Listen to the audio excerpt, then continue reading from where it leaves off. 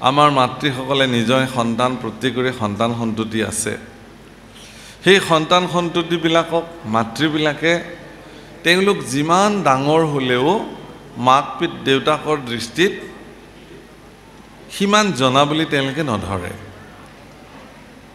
আমাৰ ল'ৰাটোনো ক'ত ইমান জানে এনেকৈ ভাবে বেলেগেহে জানে যে আপোনাৰ ল'ৰা ইমানখিনি কথা জনা হৈছে সকলো নিগম কল্পতো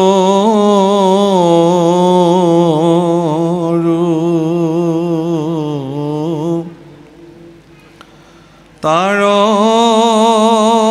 ফলম ভাগৱত শুকমুখে আশী ভূমিত ভৈলা বিদিত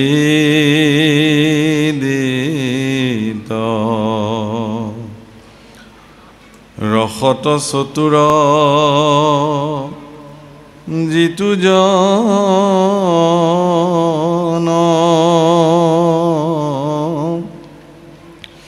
কৃষ্ণৰ চৰণে দিয়া মন পৰম সন্তোষে পিয়ক ৰসয়মৃত ৰাম পৰম সন্তোষে পিয়ক ৰসয়মৃত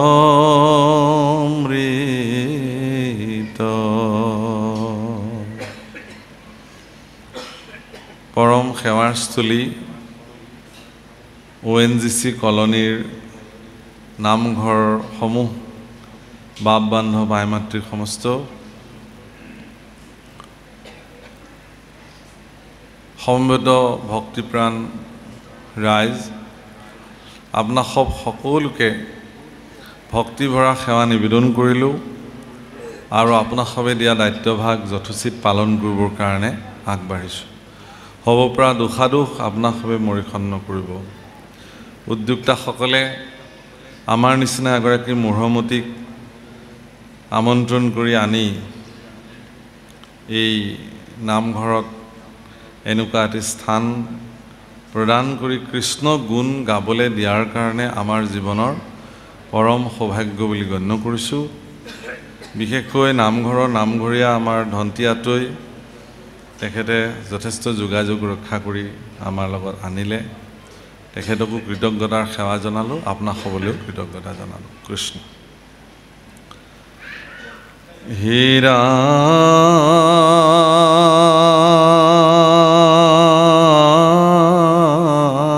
ৰাম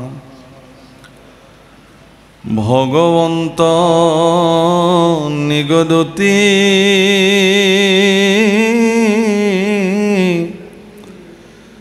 শুনামাও দেৱহূতি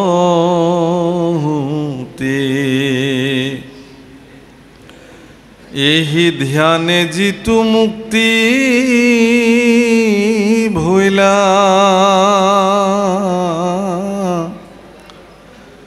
দেহা কোনে দেখে আৰু কিবা আছে কিবা নাই কিবা আসনতে বখি ৰৈলা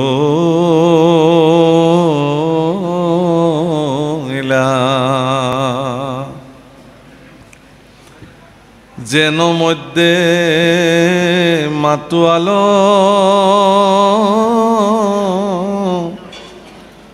কতিৰ বস্ত্ৰ কহিতো আছে নাই একো নজানয়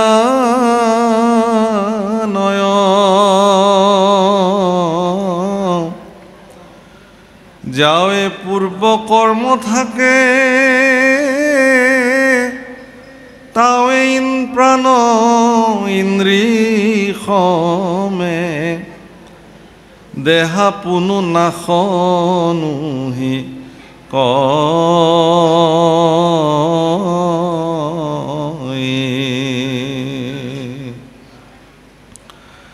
পাছে কৰ্ম নাশ ভৈলে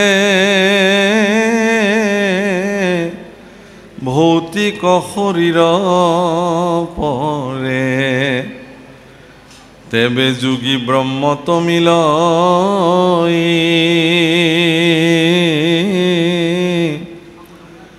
এৰায়া সংসাৰ দুখ লভে ব্ৰহ্মানন্দ সুখ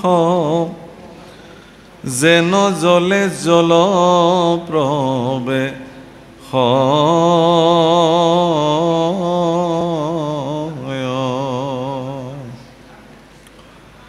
এহি বুলি কৃপাময় মৌনে ৰহিলন্ত তই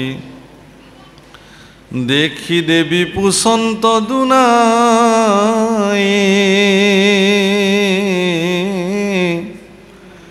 আৱে বাপ ভক্তি যুগ বিস্তাৰি কহিও মোক যেন মতে বুজু অভিপ্ৰায়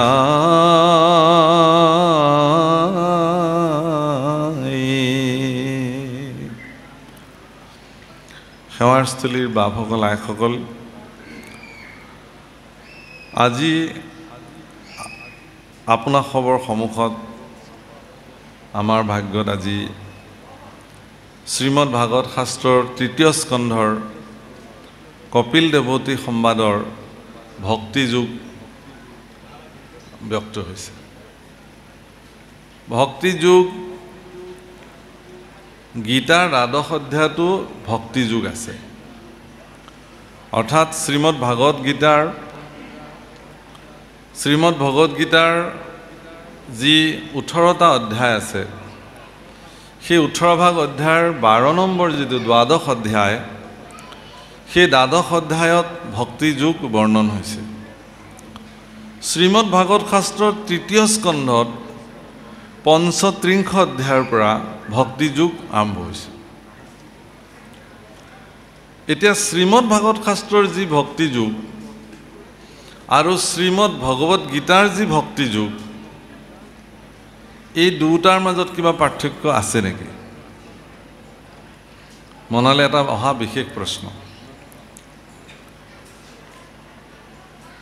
শ্ৰীমদ ভগৱত গীতাৰ দ্বাদশ অধ্যায়ৰ যি ভক্তি যুগ সেই ভক্তি যুগত ভগৱন্ত পুৰুষে অৰ্জুনক স্থিতপ্ৰজ্ঞ হ'বলৈ কৈছে।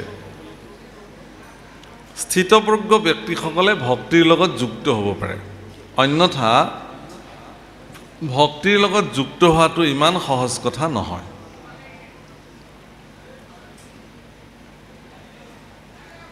এতিয়া প্ৰশ্ন হ'ল যে আমাক ভক্তি কিয় লাগে?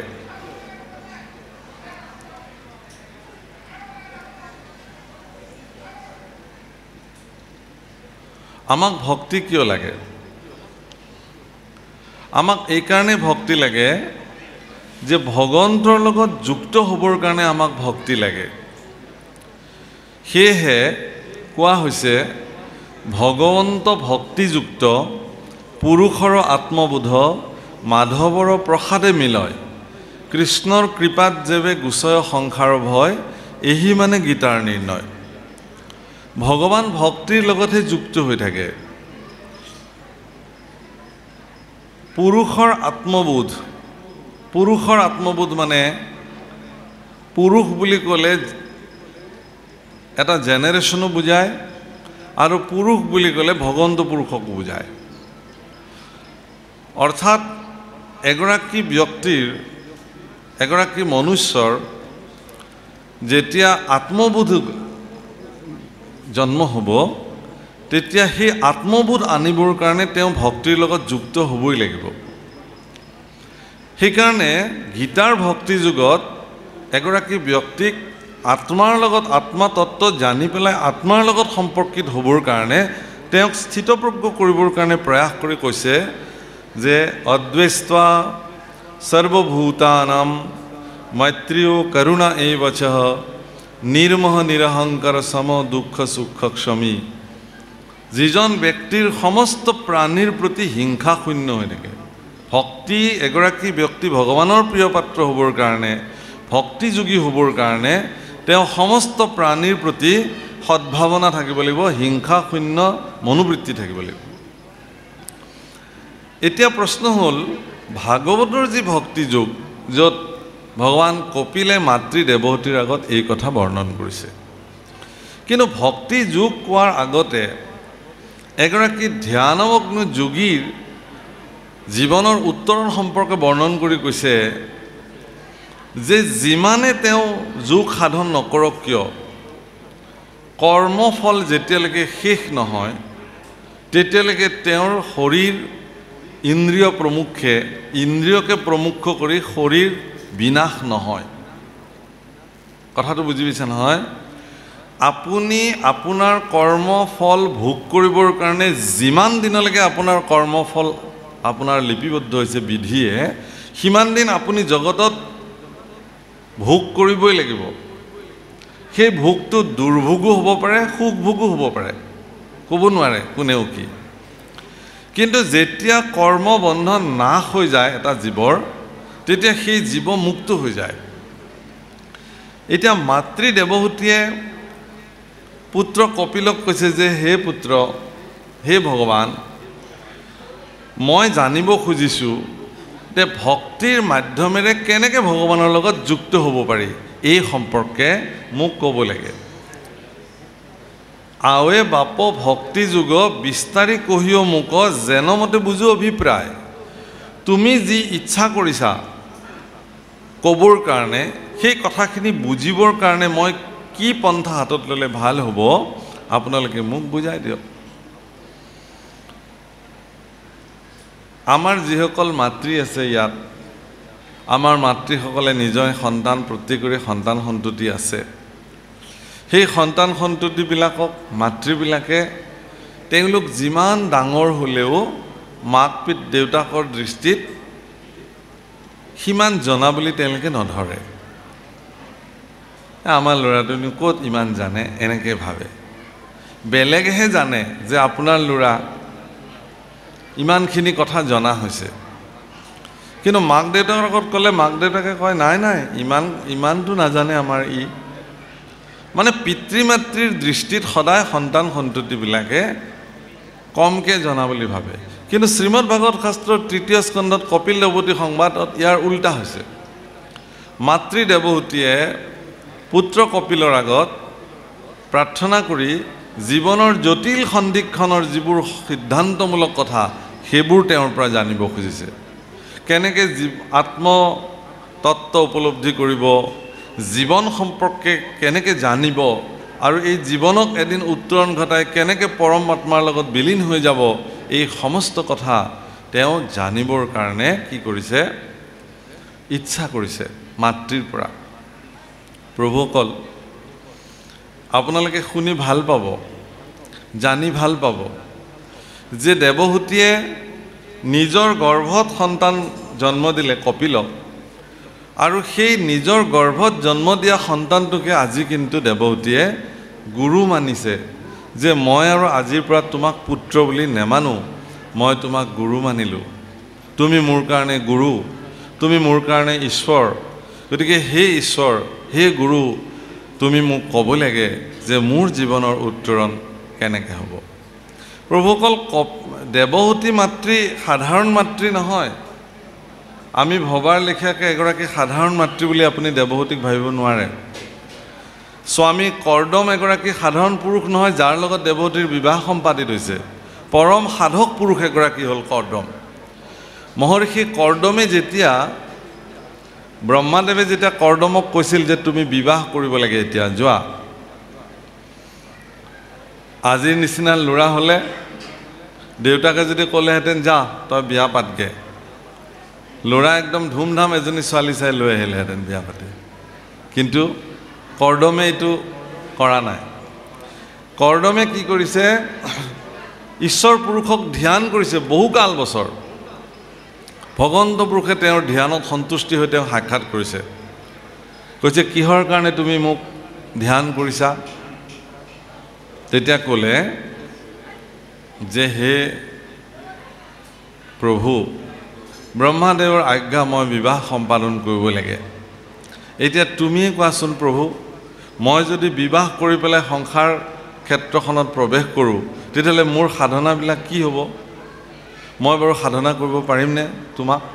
মইতো সংসাৰ ক্ষেত্ৰত একদম মগ্ন হৈ যাম আজিৰ পৰা যদি বিবাহ কৰি লওঁ। তেতিয়া ভগৱন্ত পুৰুষে কৰ্দমক বৰ ডাঙৰ কথা এটা কৈছে। তেওঁ কৈছে যে হে কৰ্দম, তোমাৰ নিচিনা সাধক পুৰুষসকলক, তোমাৰ নিচিনা মোৰ ভক্তসকলৰ কাৰণে মই তেনেকুৱা একোগৰাকী ভক্তিমতী মানে পাত্ৰী সাজু কৰি ৰাখোঁ, যাতে তেওঁলোকৰ সাধনাত বিঘ্নিত নহয়। গতিকে তোমাৰ কাৰণে এগৰাকী এনেকুৱা সাধিকা প্ৰস্তুত হৈ আছে, খন্তেক সময়ৰ পিছতে তোমাৰ আশ্ৰমলৈ আহি ওলাব। এই বুলি ভগৱন্ত পুৰুষে কোৱাৰ পিছত ক'লে যে মই আশীৰ্বাদ কৰোঁ তোমাক, তুমি 9 গৰাকী কন্যাৰ পিতৃ হ'বা। তেতিয়া কৰ্দমে কৈছিল যে হে ভগৱান, মই বাৰু 9 গৰাকী কন্যাৰ পিতৃ হ'লোঁ, কিন্তু মোকতো পুত্ৰ এগৰাকী লাগে। সেই পুত্ৰগৰাকী কেনে হ'ব সেইটো মোৰ মতে হ'ব, আপুনি মোক কৃপা কৰিব লাগে ভগৱন্ত বুলি কোৱা। তেতিয়া কৰ্দমে ভগৱানৰ চৰণত প্ৰাৰ্থনা জনাই গদগদভাৱে কৈছিলে যে হে ভগৱান, মোৰ ঔৰসত যিটো সন্তান জন্ম হ'ব, পুত্ৰ সন্তান, সেইটো তোমাৰ নিচিনা ধুনীয়া হ'ব লাগিব, তোমাৰ নিচিনা শক্তিশালী হ'ব লাগিব, তোমাৰ নিচিনা সামৰ্থ্যশালী হ'ব লাগিব, তোমাৰ নিচিনা দয়াময় হ'ব লাগিব, তোমাৰ নিচিনা কৃপাময় হ'ব লাগিব, তোমাৰ নিচিনা দীনবন্ধু হ'ব লাগিব, তোমাৰ নিচিনা বিশ্ব জগতৰ পৰাক্ৰমী পুৰুষ হ'ব লাগিব। তেনেকুৱা এগৰাকী পুত্ৰ সন্তান মোক লাগে, আৰু যদি পাৰা তেতিয়াহ'লে মোক আশীৰ্বাদ কৰা, নহ'লে মই কিন্তু সংসাৰ ক্ষেত্ৰত ভৰি নথওঁ। ভগৱান মহা বিপদত পৰিলে, আৰু ভক্তৰ মনোবাঞ্ছা পূৰ্ণ কৰিবৰ কাৰণে ভগৱানে কৰ্দমক তথাস্তু বুলি ক'লে, এহি হৌক। আৰু আচৰিত কথা, ভগৱান যিহেতু অদ্বিতীয়, ভগৱানৰ নিচিনা শক্তিবান পুৰুষ দ্বিতীয়গৰাকী নাই, ভগৱানৰ নিচিনা সামৰ্থ্যশালী পুৰুষ জগতত দ্বিতীয়গৰাকী নাই, ভগৱানৰ নিচিনা পৰাক্ৰমী পুৰুষ দ্বিতীয়গৰাকী নাই, ভগৱানৰ নিচিনা দয়াশীল কৃপা সিন্ধু ভকত বৎসল শৰণাগত বৎসল দ্বিতীয়গৰাকী নাই। সেয়েহে ভগৱানে সিদ্ধান্ত ল'লে যে যিহেতু মোৰ নিচিনা আৰু দ্বিতীয়গৰাকী জগতত উৎপাদন হ'ব নোৱাৰে, এতেকে মই স্বয়ং কৰ্দমৰ ঔৰসত গৈ স্থিতি হ'ব লাগিব।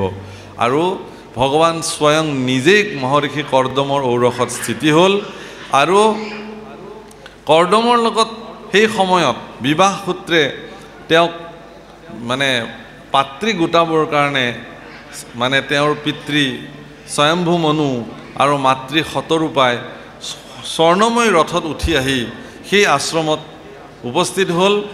আৰু তেওঁলোকে আশ্ৰমৰ সৌন্দৰ্য দেখি আৰু সুন্দৰ সুঠাম পুৰুষ কৰ্দমক দেখি মহাৰাজ স্বয়ম্ভু মনুৱে সিদ্ধান্ত ল'লে যে তেওঁলোকৰ মৰমৰ ছোৱালী দেৱহূতিক এইগৰাকী পুৰুষলৈকে বিবাহ দিব। আৰু সেইলৈ মহৰ্ষি কৰ্দমৰ ওচৰত তেওঁৰ ছোৱালীক বিবাহ দিলে। আৰু তাৰপিছত ভগৱানৰ বৰ আছে, 9 গৰাকী কন্যা, এগৰাকী পুত্ৰ সন্তান পাব। গতিকে বাছ বিবাহ পাতিলে তেওঁলোকে সংসাৰ কাৰ্যত ভৰি দিলেই হ'ল, কিন্তু দিয়া নাই। বিবাহ পাতিলে কৰ্দমে আকৌ তপস্যাত বহিছে, ইমান বছৰ তপস্যাত বহিছে, স্বামীৰ শুশ্ৰূষা কৰোঁতে কৰোঁতে কৰোঁতে কৰোঁতে দেৱহূতিৰ অৱস্থা নাইকিয়া হৈ গৈছে, একদম হাড়ে চালে লাগি একদম বিকৃত অৱস্থা হৈ গৈছে। কিন্তু দেৱহূতিৰ নিচিনা সুন্দৰী নাৰী সেই সময়ত খুব কম আছিলে। শতৰূপা আৰু মনুৰ কন্যা দেৱহূতি দেখিবলৈ ইমান ধুনীয়া স্ত্ৰী যে দেৱতাসকলেও দৃষ্টি দিছিলে তেওঁৰ ওপৰত প্ৰাপ্তিৰ কাৰণে, ইন্দ্ৰই প্ৰাপ্তিৰ কাৰণে দৃষ্টি দিছিলে। কিন্তু সৌভাগ্যৱান কৰ্দমৰ তেওঁ পত্নী হ'ল, কিন্তু স্বামীৰ ঈশ্বৰ সাধনাত তেওঁ সহযোগী হ'বলৈ যাওঁতে যাওঁতে তেওঁৰে অৱস্থা নাইকিয়া হৈ গ'ল। যেতিয়া সিদ্ধ হ'ল সাধনাত, সাধনাত সিদ্ধ হৈ যেতিয়া তেওঁ দেখিলে যে তেওঁৰ পত্নী দেৱাহুতিয়ে তেওঁ শুশ্ৰূষা কৰোঁতে কৰোঁতে তেওঁৰ অৱস্থা নাইকিয়া হৈ গ'ল, তেতিয়া তেওঁ দেৱাহুতিক সন্তুষ্টি হৈ ক'লে যে হে প্ৰিয়ে, তুমি মোৰ কাৰণে তোমাৰ গোটেই জীৱন মানে এনেধৰণে কামত লগালা মোৰ সেৱাত, যাৰ কাৰণে তোমাৰ অৱস্থা নাইকিয়া হৈ গ'ল, এতিয়া কোৱা তোমাক কি লাগে? তেতিয়া দেৱাহুতিয়ে কৈছে যে তোমাৰ নিচিনা সামৰ্থ্যশালী স্বামী এগৰাকীৰ পৰা মইনো কি বিচাৰিম? তোমাৰ সান্নিধ্য, তোমাৰ মৰম স্নেহ আৰু এগৰাকী পত্নীয়ে যি স্বামীৰ পৰা বিচাৰে সতী সন্তানৰ মুখ, মই সেয়াই বিচাৰিম। গতিকে সম্পূৰ্ণ সাধনাত সিদ্ধ পুৰুষ কৰ্দমে দেৱাহুতিক সম্পূৰ্ণ আগৰ নিচিনাকৈ কৃষ্ণ আগৰ নিচিনাকৈ সৌন্দৰ্যশালী কৰি তুলিলে, দেখিবলৈ আগতকৈও ধুনীয়া হৈ গ'ল। আৰু এনেকুৱা এখন বিমান নিৰ্মাণ কৰিলে। প্ৰভুসকল, আপোনালোকে আচৰিত হ'ব, ভাগৱতত বৰ্ণন হৈছে।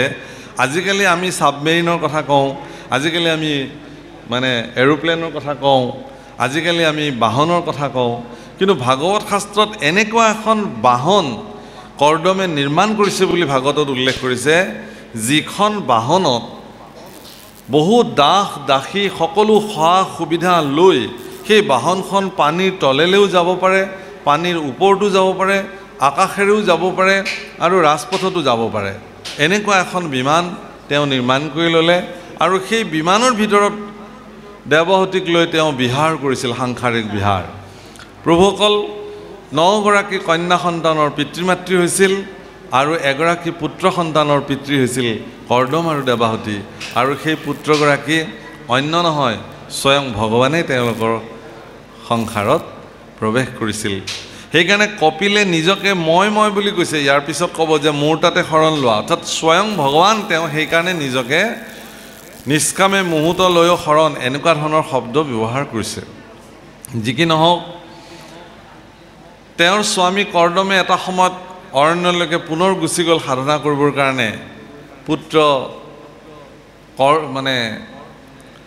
কপিলৰ পৰা দেৱাহুতি মাতৃয়ে তেওঁকে গুৰু মানি লৈ সংসাৰৰ আটাইতকৈ জটিল কথাখিনি জানিব খুজিছে। আৰু ইয়াত কৈছে যে হে বাপ, হে পুত্ৰ, হে গুৰুদেৱ, তুমি মোক ভক্তি যোগ সম্পৰ্কে বিস্তৃত ক'ব লাগে। মই তোমাৰ পৰা জানিব খুজিছোঁ যে ভক্তি যোগ আচলতে কি, কেনেকৈ ভগৱানৰ লগত যুক্ত হ'ব পাৰি। আমাৰতো সকলোৰে ভগৱানৰ লগত যুক্ত হ'বলৈ মন যায়। এতেকে ইয়াত কৈছে,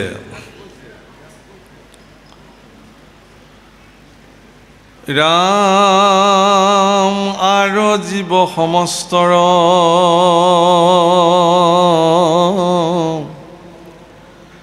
বিবিধ সংসাৰ যেন তাক কৈও প্ৰপঞ্চি আমাত যাহাক জানিলে লোকে সমস্ত পাপত হন্তে বিৰকতি হৈবে কসাক্ষাত আর জাত হন্তে হুয়া ভই ও লোকে পুণ্য আসর হেন কাল ঈশ্বর গতি কহিউক বিভাগিয়া ও যদি আছে বাপ দায়া শুনি মই থাকো সম্প্ৰতি।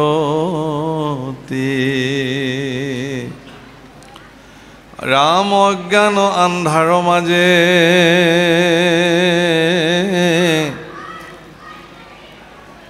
শয়ন কৰিয়াছে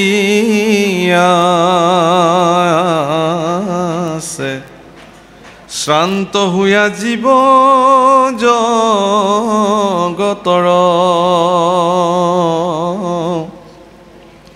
তাসম বাক কৰি দায়া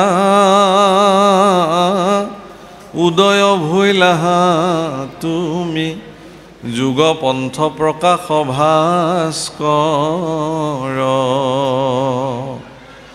নিজৰ পুত্ৰক কি বুলি ক'লে যে অজ্ঞান আন্ধাৰত যিবিলাক জীৱ শুই আছে, আমাৰ নিচিনা জীৱবিলাক আমি অজ্ঞান আন্ধাৰত শুই আছোঁ। মহাপুৰুষ মাধৱদেৱে লিখিছে, অজ্ঞান আন্ধাৰে পৰিয়া পাৰ নপাওঁ কিমতে ভকতি কৰিব তোমাত হৰি হৰি হৰি হৰিয়ে অ মই মোহমতি নজানো তাৰ উপায়। মই মূঢ়মতি, ইয়াৰ উপায় মই বিচাৰি নাপাওঁ।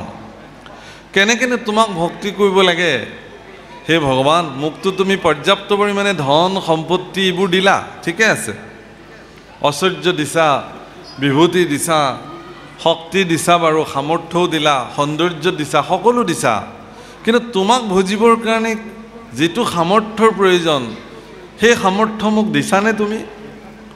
তোমাক ভজিবৰ কাৰণে যিখিনি সম্পত্তিৰ প্ৰয়োজন সেই সম্পত্তি আমাৰ আছেনে বাৰু? বেংক বেলেঞ্চ ঠিকে আছে, আমাৰ অসুবিধা নাই বাৰু,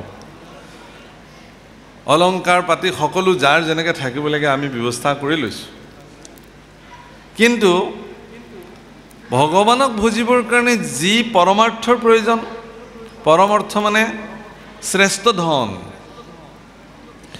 আজি বিষয় সুখত মজিবৰ কাৰণে যিবোৰ বস্তু আমাক প্ৰয়োজন আছে আমি সকলো পাইছোঁ জীৱনত, কিন্তু ভগৱানক ভজিবৰ কাৰণে যি বিত্তৰ প্ৰয়োজন, যি ধনৰ প্ৰয়োজন, সেই ধনৰ নাম কি জানে? নাম ধন। সেইকাৰণে আতুৰ জীৱবিলাকে, প্ৰপন্ন জীৱবিলাকে, যিবিলাক জীৱই ভগৱানৰ ওচৰত আশ্ৰয় ল'বলৈ আহে, শৰণ ল'বলৈ আহে, তেওঁলোকে কি বুলি কৈছে? নাম ধন দিয়া মোৰে কিনা বনমালী, দাস পাই নোলোৱা কমন ঠাকুৰালী। হে ভগৱান, তুমি মোক কিনি লোৱা, মই তোমাৰ ওচৰলৈ বিক্ৰয় যাবলৈ আহিছোঁ, মই তোমাৰ ওচৰত দাস হ'বলৈ আহিছোঁ, কিংকৰ হ'বলৈ আহিছোঁ। হে ভগৱান, হে শৰণাগত বৎসল, তুমিতো শৰণাগতসকলক, প্ৰপঞ্চ লোক, যিবিলাক প্ৰপন্ন লোক, সেইসকলকতো তুমি আশ্ৰয় দিয়া, এই কথা মই জানো। গতিকে মই আতুৰ হৈ আহিছোঁ, এই আতুৰ জীৱটোক তুমি আশ্ৰয় দিয়া ভগৱান, তাৰ বিনিময়ত মোক নাম ধন লাগে আৰু একো নালাগে। বিষয়ৰ সুখ সুকৰ কহু পাইয়াৰে হৰি পদ সেৱা মানৱী বিনে নাই নাম